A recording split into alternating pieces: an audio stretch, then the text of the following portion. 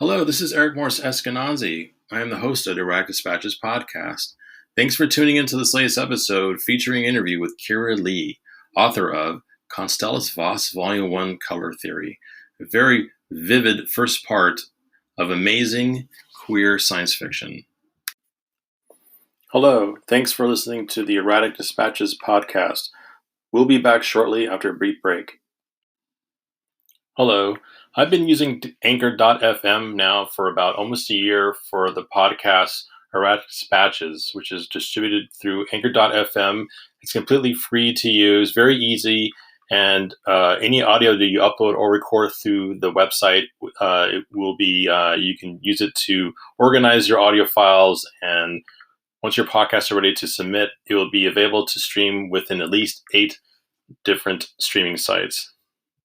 So, Kira, if you don't mind, to start out talking about your literary and creative inspirations, and what inspired you to start getting into writing, and also with your artwork as well. Sure. Most of my creative inspirations are actually anime, which is kind of silly. But, growing up with 90s sci-fi channel, like early 2000s, and seeing Iria and seeing Akira, seeing Ghost in the Shell, maybe all of that a little too early, to be frank. That kind of cemented in my head that you can do so much with stories and you're not really limited by very much. Even if it's just writing, you're kind of taking people into a new world. So a lot of what I make, especially in Constelis Voss, is a bit surreal. It's a little bit anime inspired. It's a little bit meta, because that's the type of work that I'm inspired by. Also, OG Russian Lit, Crime and Punishment, was extremely formative for me. It was that book you get assigned in school, and then everyone's like, oh, it's so big, it's so dense, I don't want to do this. I read it in 2 days, and I was like, I didn't really know, because I was young, that stories allowed you to marry form and function, like how Crime and Punishment is split into basically 2 parts. I didn't really think you could do conceptual stuff like that. So I was a little kid, I was 15, 16 or something. So that's my inspiration, more so like TV stuff like Buffy, Farscape, anime, and Russian Lit than a lot of my contemporaries in sci-fi. Like, my home is in surrealism, and it's in Russian Lit, basically. And then you also have a background in paintings. Do you mind talking a little bit about that? Like, what types of painting materials you use, and have you had your work exhibited or showcased at any galleries or different spaces around? Oh yeah. I have a past life as a fine artist. I studied art education at Mass Art in Boston. I had shows all over the world at some point. My materials varied. Right now it's digital, but I think my favorite are found papers, or found kind of off the cuff. So for a while I was making traditional oil paintings on tea bags, and the thing is that will eventually degrade, but I like that idea that it's ephemeral, it's not going to stay. It was still very conceptual, a lot of pop surrealism, a lot of oil painting. The thing behind me is actually one of my pieces of work, and it's mixed media. Yeah, it shows all over the world, but I didn't really like the bureaucracy, and I don't know if you can already tell, I'm not a big fan of rules or how stuff is supposed to be done. So yeah, I didn't end up doing that. I ended up going into design because, being a computer nerd, that's kind of the career path that's, I guess, has a little less resistance. And so talk about some of your any particular science fiction writers, or any particular science fiction films that you saw as a kid or growing up that inspired you as you were writing Constelis Voss? Yeah. So it was definitely a lot of film, a lot of film. So Blade Runner, Brazil's a big one. Brazil's like right up there. Dark City, Wicked City, stuff that was like, surreal. So Ghost in the Shell, Area is just a series, but if you have the time, it's on Amazon Prime and you should totally check it out. It's awesome. Okay. I'm mostly inspired by visual media just because it's like, the art thing. Like, how did they paint that? Like, oh, this is awesome.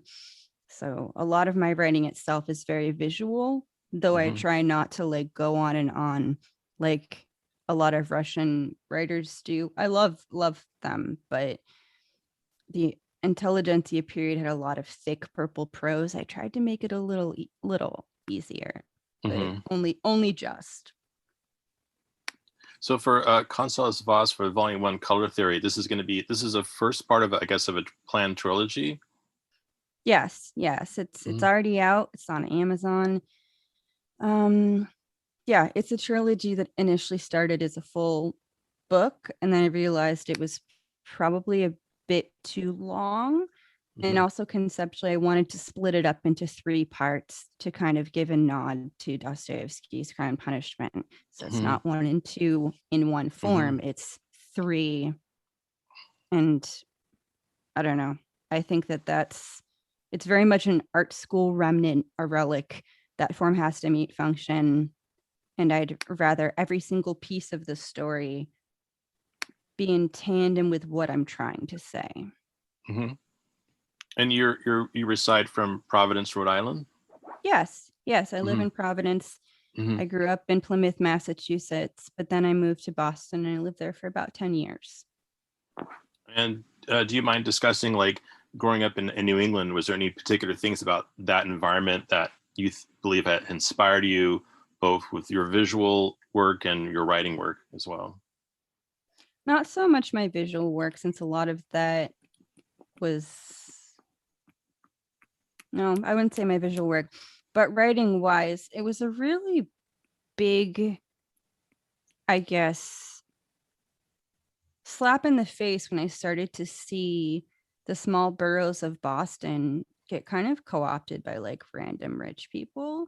Like, you go to Chinatown and it's shrunk. Like, it's I don't know, maybe like 45% what it used to be, because high rises wanted to move in. You see the gentrification,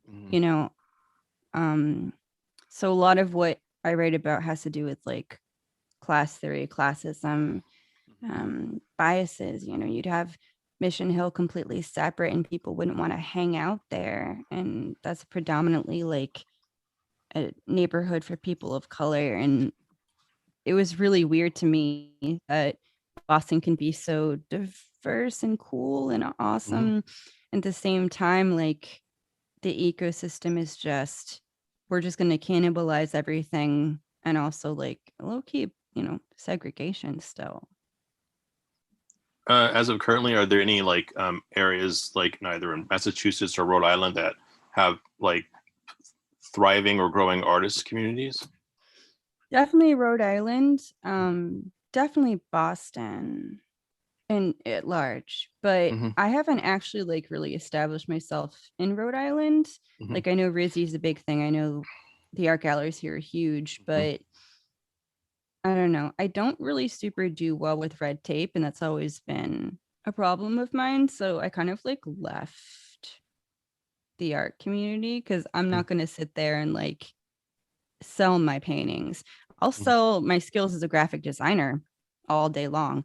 I'm not going to make a case for art. I don't need to.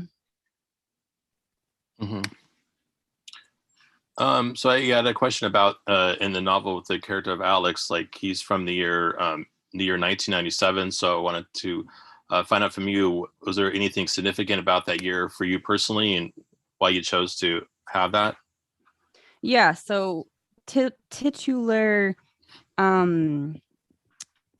this is going to sound so stupid. It's a lot of IPs, but like my first video game came out that year that I really loved, which was Final Fantasy VII, and had a lot of big concepts that I still think a lot of people do not get.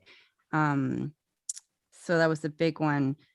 But also it's just that time period kind of between like 90 in 97 where like so many fantastic movies came out, so many amazing animated films, but also a talk by Stuart Hall, who was a renowned cultural theorist and Marxist, came out in 1997. And one of his quotes is the foreword to the first story. So that's kind of what I built a lot of what I wrote around. So I wanted to showcase that, but it's just a lot of awesome media came out in that time period. So significantly, I want to make something that lives there because I miss it. Yeah, that year for me was very significant as well. There's a lot of great films that came out and music that came out that year. And I liked how you feature like a little playlist for each of the characters on you have on your website and stuff. That's great. Yeah, I kind of have a problem with music, and by a problem I mean I write to it, I paint to it. Like if I could get employed to just make music videos, I would probably just do that. I don't just have unofficial character playlists. I have like playlists that if you read the story, every chapter was written to a song. Not all of them are 90s hits, not all of them are 80s tracks, but I think a multimedia experience is what I was after, because mostly I don't know how to animate, and that would have been like how I truly wanted to tell this story, to be honest. And how long did it take you to write the first volume of Constelis Voss? Well, I wrote them all together. Okay. Yeah, I was freelancing at the time, so it's kind of hard to put a pin in it and give an accurate number. I say 3 years, but when you're freelancing full time and you have between like 7 and 14 clients per month, it's a very like strained way of operating. So I generally write very fast when I don't have like big websites to create.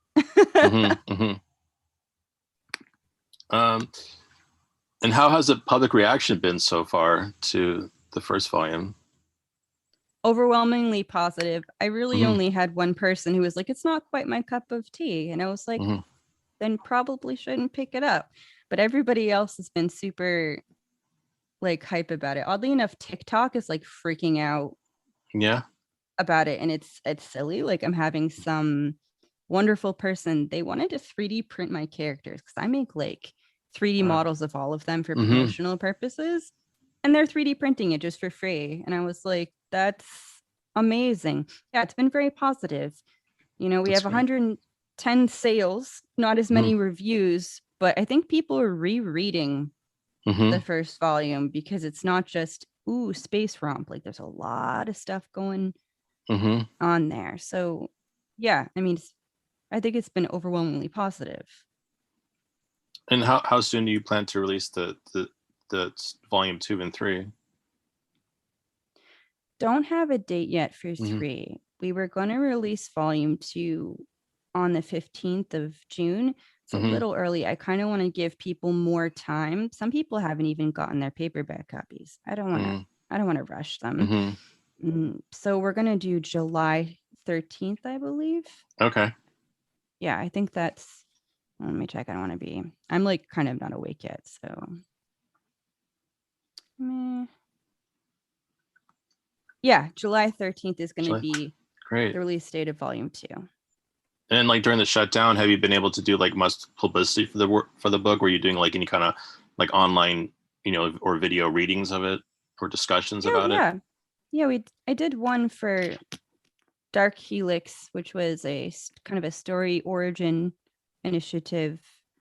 Mostly podcasts and community building on my part, which I'm pretty good at, but definitely been a bit harder insofar as I think probably public stuff would have been beneficial, but also easier because having interviews and podcasts digitally is now more accessible than ever. Hello, thanks for listening to the Erratic Dispatches podcast. We'll be back shortly after a brief break. And do you have any plans or have you been approached by anybody to do like any kind of adaptations of it, either for like an animated film or a feature film or a series? No. I mean, I'm still just starting out and I'm a fairly unknown author. I'm Mm-hmm. known in tech spaces as a Mm-hmm. freelancer, but this Mm-hmm. was like a humongous career shift for me. Hmm. So I couldn't really translate that reach easily by being like the angry tech freelancer to like writing science fiction. And you kind of need that reach, but Mm-hmm. you know, if somebody doesn't approach me, I'm just going to make a pilot myself. So, Mm-hmm. What about when I was reading it, like I thought it could also be like adapted into like a graphic novel. Have you pondered yeah, that? I've thought about that. I'm not good at comics. I'm not good Mm-hmm. at making them. I've tried. Um, but I'd like to do it. I think when maybe all is said and done, I'll make a buttload of supplemental work because Mm-hmm. I think it has what it takes to be more than just a story. Like, not saying that just stories aren't great, but I'm saying multimedia artwork is really fun. Mm-hmm. So I'll probably try to do that. Um, and I have a bunch of 3D programs that would allow me to kind of make comics out Mm-hmm. of my characters already. So I Mm-hmm. might go that route. I liked on your I was on your blog. You had a posting about a different like tips on how to incorporate like VR work, like learning VRoid Studio. Found that really interesting. Yeah. I mean, I'm more of the kind of artist scientist insofar as like I'm not going to sit there messing around in Blender. Like Mm-hmm. nobody could pay me enough money to figure that out. Mm-hmm. So I looked at VTubers and I was like, okay, you guys can low key animate stuff. How do you do it? And then I went on a big journey to try to figure it out. And I found that most guides were just horrible. And because I kind of made a career off of like writing guides about marketing, Mm-hmm. I was like, I guess I'm just going to make a guide for other people because nobody explains this stuff easily. It took me like months to get a setup where I can make like a video in 10 minutes or less. So I want that to be available to everybody, not just people who spend countless hours researching programs. I think Mm-hmm. that's not great. Uh, Kira, do you mind discussing any upcoming projects that you're doing, either in writing or in media? It's really just Constelis Voss right now. Mm-hmm. Getting the second book all sorted, getting the Mm-hmm. third book edited and formatted. But I make creative stuff every day. So, I Mm-hmm. mean, if you had asked me this last week, I would have said I'm making little character bios for TikTok for no apparent reason. Um, and soon I will probably animate a proper intro to the story just because I make a lot of stuff. Like I just make a lot of things. So it's not Mm-hmm. like I can see too far into the future. It's more like that haptic, hyper focused ADHD stuff of I'm making stuff, I'm making stuff. And Mm-hmm. it it's consistent. So What do you find to be the biggest joys and challenges as an artist and as a writer? challenges. It's not in making the work, let me tell you Mm-hmm. that. Definitely not. The one thing I'm good at is consistently pumping out content and creative output. I think it's in writing. Mm, self-publishing is hard. Like in general, I just think it's hard. If you Mm-hmm. want to do it right, you can't kind of just rely on a team, several teams, one person. You still have to like make sure that quote unquote baby is born and they're raised correctly. So it's a lot of managing, a lot of asking questions. Probably the hardest thing I've had to do in terms of like art making in general, it's getting your work out there because once you switch from being a creative who provides services, like I'm going to design you a user interface, I'm going to make you a website, and you try to sell commodities that are entertainment or artistic, you hit a different barrier of like people are no longer banking on you to provide them a service. They're You're basically asking people to like fund your brain babies, and that's a different beast. I think it's harder, to be honest. Mm-hmm. And discuss about using characters and like within the LGBTQ community, and is there like a community of writers and artists like where you live or in New England that are like are really into like fantasy and sci-fi? I'm not really sure. I mean, Mm-hmm. in terms of using LGBT characters, Mm-hmm. I'm I'm a bi person, Mm-hmm. and like I consider myself a lazy trans dude, which is Mm-hmm. not a term I would use for anyone else. It's more Mm-hmm. so like I'm not like super pressed to do anything except for chop off my hair. Again, not Mm-hmm. an affront to anyone else. I don't believe in trans medicalism. So I wanted to write a story where the cast was entirely bisexual for the sheer point of we don't get anything. Honestly, our representation is like negligible, and we get a lot of crap from inside the community and outside the community. So I wanted to make something that represented me and people like me and not necessarily other people, because I think that we deserve a whole breadth of experiences, not just, you know, the bi throwaway character who Mm-hmm. like somehow is considered gay or straight when they settle down with someone else. I hate that stuff. So bi cast and protagonist Alex, in the past, like during his initial chapters of his Mm-hmm. life, is a trans dude. And I try to hit that point home, but I want it to be like discovered. So I don't want to spoil too much, but as Mm-hmm. people read, they may understand more as time goes on. When you're writing Constelis Voss, were there like any unusual things, any unusual stories you wanted to share while writing it? Anything you discovered while writing it, or in regarding to your research, or in regards to creating the different characters for it? Um, I don't know. I mean, I'm kind of a notorious pantser, so I had an idea of how I wanted all this to go.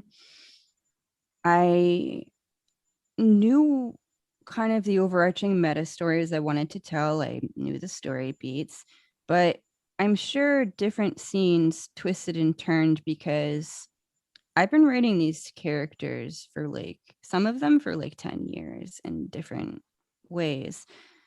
So I will let the characters' motivations and how they'd react to something inform what's going to happen next. So maybe that would be unusual, but I don't know. I don't know how to quite answer that question because I don't know Mm-hmm.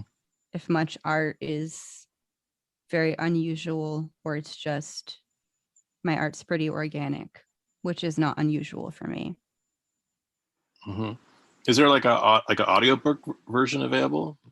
Not right now. Okay. I'm hoping to provide that for accessibility purposes. I think it's really important. But if you're, self-funded indie author, that stuff's really expensive. Mm-hmm. Mm-hmm. And I wouldn't want to lowball anybody because I don't think that's fair either. Mm-hmm. So I kind of have to wait. I'd Mm-hmm. love to. I might just record it myself, but like I don't I'm not like a professional. So Mm-hmm. yeah, it's expensive, but I do want to provide it because accessibility is very important. Mm-hmm. How about like a have you ever considered like creating like or having somebody like create like an app, where it'd be like you read the book and then you can sort of interact with an app that might feature some of the characters or like their backstories? I mean, could do it. I haven't Mm-hmm. really considered it because I'd Mm-hmm. have to build it. And though Mm-hmm. I could build it. I have the skills to build it. I'm more so focusing on like pumping up social media, soliciting Mm-hmm. reviews, and like getting 2 and 3 out the door, Mm-hmm. basically. Mm-hmm. So I could make it. It's possible. I might Mm-hmm. make a video game, like a mini Mm-hmm. Mm-hmm. demo, which is more my style than making like an app. Mm-hmm. Mm-hmm. Yeah, I could totally see that because I love the artwork that you created for the different characters on your website. Thank you. Yeah. I mean, I have enough experience with like RenP to be able to possibly do like a visual novel. Mm-hmm. That would be fun. Yeah. But I'm a little out of my depth when it comes to video game creation, but Hmm. I wouldn't be above trying. I think it would be fun. Or like, are there any like universities nearby that you can maybe like have some students like intern for you and like help you design something like that? I could, but I inherently find internships to be unethical. So Hmm. I probably wouldn't do that. I would be up for working with collaborators, but I have like enough nerdy friends to do this stuff that we could collaborate if we all, had a joint vision on it. But like, I don't know. I'm not super into internships. Like, Hmm. I think that training and employ was used to be a standard. Hmm. So I also don't, to be upfront, like I wouldn't be able to W-2 them. Like they'd have to Hmm. be 1099. So Hmm. Hmm. I don't really know how much benefit they would get from like making my vision happen. I feel like that's Hmm. not fair, I think. Have you got any like feedback from any like sci-fi fans and outside of the US? Yeah. I have sci-fi fans in Egypt, the UK, um I think Germany too. Hmm. So yeah, I mean, it's funny that you bring that up because I did have somebody ask recently in the US. They're like, your sentence structure is a little weird. And I was like, well, most of my literary inspirations are translated works from Russia. So Hmm. you're gonna have a little bit of a different handling of both our writing style and Hmm. motifs. So I think possibly this Constelis Voss potentially appeals to people who aren't just kind of stuck in the American literary canon or like how stuff Hmm. is supposed to be, because not everyone writes exactly the same way. Hmm. Hmm. you know? Did you want to discuss any other like things that inspired you with your writing or with your art? Yeah, sure. So I wanted to analyze a bunch of tropes because I think that open representation and open analysis of different literary devices is important. I think that's the direction we should be going in. I think that homogenization is the death of art, and we should be able to make characters that are as flawed, difficult, Hmm. uh, messed up, wonderful, inspiring as like any other. And it shouldn't really matter, um, like from what marginalized group they're from. So Hmm. I was inspired to make a story that upon first blush, you will think I'm just like running amok with completely bonkers tropes. Then as time goes on, I kind of break them apart, and I don't want to spoil too much, but in the only way I think a writer can, I give the characters agency to break out, which is important to me. I'm inspired a lot by life. I'm inspired a lot by contemporary challenges that people face. So, yeah, I mean, if anything, I want people to enjoy what I've written, but I also would like readers to learn something. Our education background, I want people to learn something, to start having big conversations about how different people are represented in media and how that impacts real life and how we can maybe make the world a better place if we, maybe get over a lot of our hangups, to be quite Hmm. frank. Do you have like any previous experience like with like have you done like art grants before? Because I could see with this work here, like you like getting a grant, maybe getting some money to make it into either like I said before, like a graphic novel or some sort of like like a series or a film. Yeah, I don't really. I mean, I would be definitely up for trying that out. I'm kind of like more used to working really hard and then saving a bunch of money. Like I don't Hmm. understand like submitting to things and like trying to get grants. I have no idea how that Hmm. works. Hmm. So yeah, I could try definitely to get a Hmm. grant. And Hmm. that's a great suggestion. Thank you. But Sure. yeah, I don't know. I'm kind of used to just like steering my ship and like trying to Hmm. make it work. Hmm.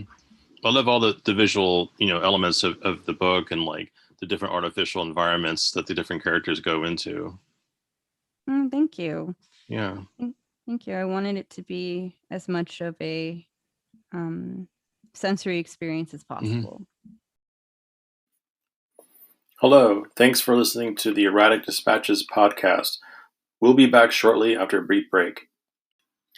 Thanks again for tuning in to this latest episode of the Erratic Dispatches podcast, featuring an interview with Leigh, author of Constelis Voss Volume 1, Color Theory. I have multiple links on the profile page for this podcast in which you can check out Kira's official website, their blog, and social media accounts. And please make sure to purchase Constelis Voss Volume 1, Color Theory through the Amazon link provided. Thanks again for listening. I'll be back soon with a new episode. Take care. Bye-bye.